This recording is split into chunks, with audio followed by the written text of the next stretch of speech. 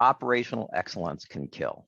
There's a sense in which operational excellence is in fact the enemy of innovation and making portfolios that can win. So let me explain what I mean by starting with kind of different interpretations of what portfolio management means. And I've come across all three of these basic dimensions here. So the first, and probably the one that people spend the most time in, is what I call here the who of portfolio management. And this is basically focusing on the resources or project management side of portfolio management. So you're looking at who's assigned on what budgets we get, and if there's a conflict, which project slips and which one gets priority. It's absolutely essential to manage your portfolio this way, but it's not the only thing. Another side of it is the what of portfolio management. Now, this is primarily an economic question. You're dealing with prioritization, evaluation, and strategy. And in the decisions in the what may be pretty dramatic, like do we abandon areas completely or double down or pivoting, these kinds of things. It's not focused on getting stuff done. It's about where you go, whereas the one on the right is focused about getting stuff done. Now, these two areas tend to use more or less the same vocabulary, like a phrase like align to strategy, and they actually mean different things by it. And so it's really quite confusing. The third area that sometimes get thrown in portfolio management, I put as the how. This is essentially the process and governance part. That is how things really work to check and balance and keep things moving. The two, I think, most problematic ones are the what and the how. So let me give you an example here. The problem is that operations and strategy often work at cross purposes. So this who question, you could think of this as sort of operational portfolio management. And there's an analogy here that somehow the whole portfolio is a giant Gantt chart or maybe a work breakdown structure, and the purpose is to align the portfolio to accomplish some high-level goal. The strategic side, on the other hand, the analogy here is the investment portfolio. And the purpose, in a way, is to place your bets and make sure you've got enough money in the places that you're going to win no matter what happens. And you want to create as much wealth as possible in different time frames and so on. So there's a very different analogy, a very different set of concerns and considerations. Now, let me show you how they work at cross purposes. Let's look at some really good practices for operations. Make promises and keep them. I'll call that reliable promises. Get stuff done, like the operational focus.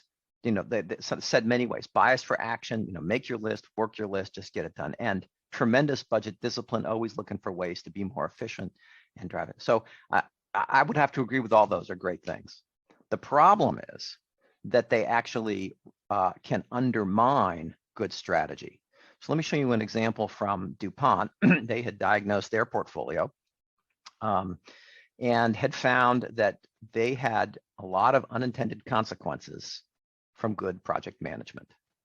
So that reliable promise, which is a great operational thing, had actually created pressure on people. And over years, they had started to lower their aspirations so that they could deliver. So the focus on a project leader became, how can I make a promise I can keep, as opposed to where do I need to go to create the most opportunity for the company. And DuPont had concluded they needed visibility to the upside of their projects, and that was just a gear missing from their project management kind of systems.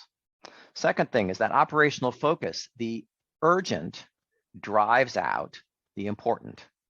And so they had a kind of clutter. So all the stuff that had to get done, every single thing that had to get done had a good reason that was immediate and pressing, a customer wanted, or there was a crisis or some new technology or some little project that could just sort of get fit in. And the problem is it added up to clutter. And they had kind of lost track of what was strategically significant and wasn't. And indeed, they had that kind of, you get a kind of a measure of how, does it fit the strategy as a metric. And it sort of became not useless because urgent gets substituted too much and making the business go.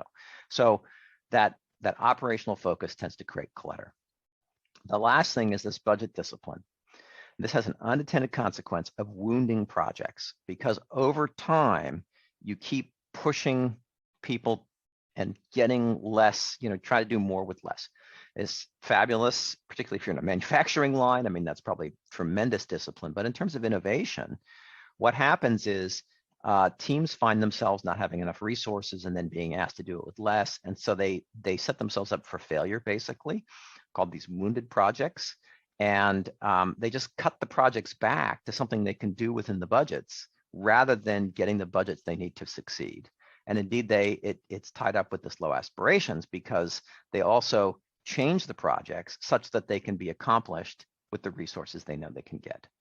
So you've got to make space for innovation.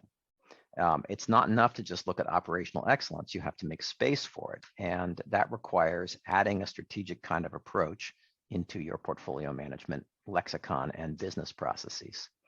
So if operational excellence is about getting stuff done, what is strategic portfolio management? What is it about?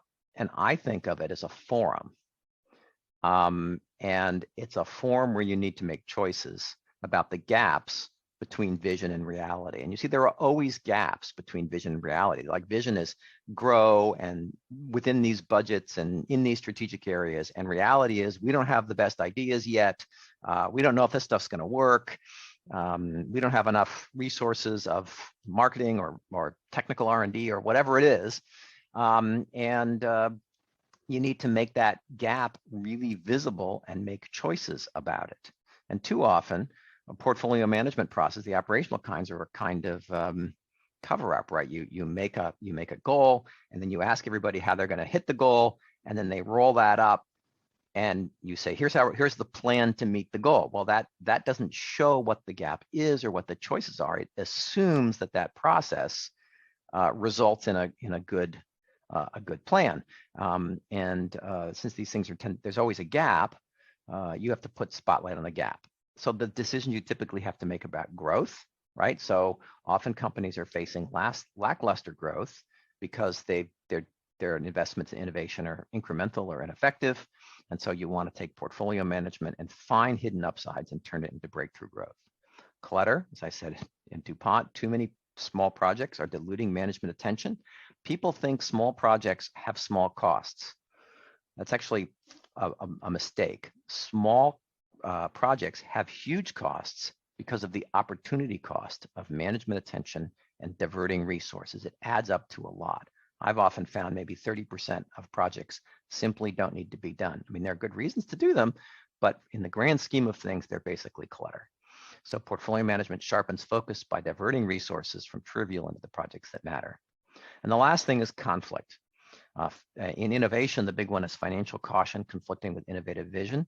It could also be conflict between different business units or vertically in the organization. And the key is to make that conflict constructive instead of destructive, and create a forum where you can align everyone on where and how much to invest, what bets we're taking, what uncertainties we're going after, and so on. Or said maybe more poetically, operational portfolio management is basically fighting over resources.